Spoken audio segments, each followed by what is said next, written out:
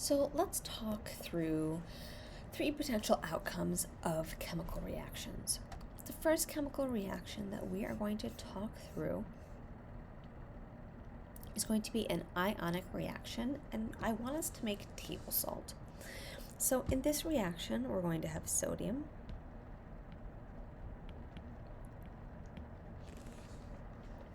and chlorine. And I want to just draw our eye back to the periodic table real quick, folks. And let me erase this so I can draw our eye to sodium and chlorine. Because this is an easy way to reference the octet rule. So you'll see here, folks, that sodium has only one electron in its octet. Compared to it, chlorine needs one more electron in its octet. So an ionic reaction is where electrons are stolen, not shared, but stolen. So we could get a full octet for chlorine if sodium simply gave its electron away. So I'm going to kind of show this happening. So sodium has one electron, and I'll demonstrate that with a single dot, whereas chlorine has 1, 2, 3, 4, 5, 6, 7. In an ionic reaction, what happens is sodium gives up that electron and becomes positively charged since it lost a negatively charged electron, and chlorine now gained that electron. So it now has its full 8 and is negatively charged. This is an ionic reaction where electrons were stolen from one atom to the next. Compared to that, we can have a covalent reaction where bonds are formed between molecules.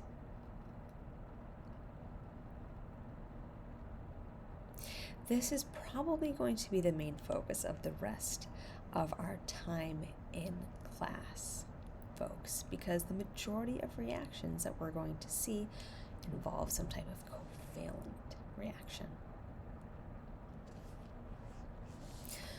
Now, if we head back to the periodic table, let's talk about a reaction with another fairly recognizable element. Oops, my pen got turned off. Oxygen. So oxygen here needs 1, 2 more electrons to fill its octet. Okay, so let's draw this out. It has 1, 2, 3, 4, 5, 6 electrons. So here's oxygen. 1, 2, 3, 4, 5, 6. Another oxygen, 1, 2, 3, 4, 5, 6. Well, these two oxygen molecules can perform a covalent reaction and share electrons so that something like this happens.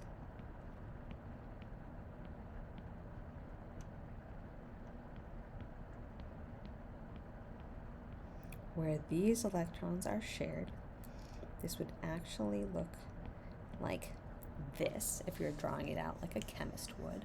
But I wanted to show you the electron sharing because now let's see if we filled the octet. This oxygen has 1, 2, 3, 4, 5, 6, 7, 8 electrons it has access to. This oxygen is 1, 2, 3, 4, 5, 6, 7, 8 electrons it has access to. So covalent reactions, just like ionic reactions, are occurring to fill this octet. But in this case, electrons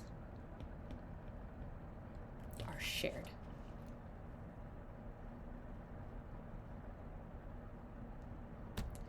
Finally, folks, it's possible that no reaction can happen when we put things together. So if we make our way back to the periodic table, for example, what might happen if we combine hydrogen and helium? So hydrogen has a single electron, helium has 2, and if we combine these things, folks, probably no reaction happens. Why is this?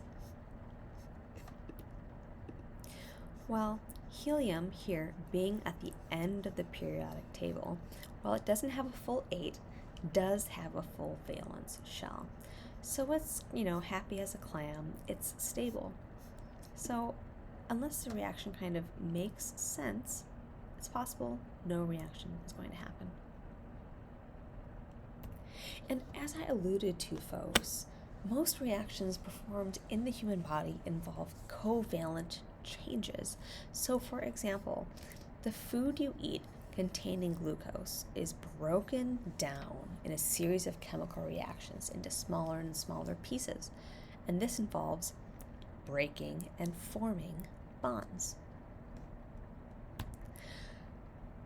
The process of melanogenesis that happens in tanning, that happens for folks who have darker skin, involves the polymerization, or like the combination of this molecule with itself to get bigger and bigger. That's a covalent change.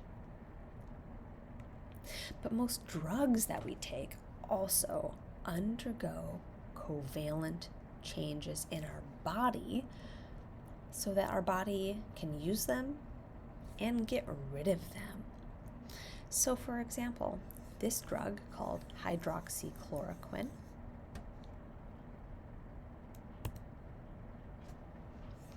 has a chemical reaction performed where this part of it is chopped off so that our body can more easily excrete it. And this drug called tamoxifen is converted into 4-hydroxytamoxifen with this additional part on it. And actually, when our body performs this chemical reaction, the drug becomes more potent, which is pretty cool. And all the types of chemical reactions that our body performs on drugs can be classified as drug metabolism. There are 2 phases of drug metabolism that we will talk about when we jump into our first class of drugs in this class that we'll get to shortly. And that wraps up our series of videos for the day. We talked about reactivity and the different types of chemical reactions, about electron stealing and sharing, and why electron stealing or sharing happens. We should understand very basic chemical reactions, and really we just need to get a little bit comfortable with seeing these things. And we left knowing that most reactions in the body involve covalent change. And with that, I'll leave you with this cat meme. See you in class.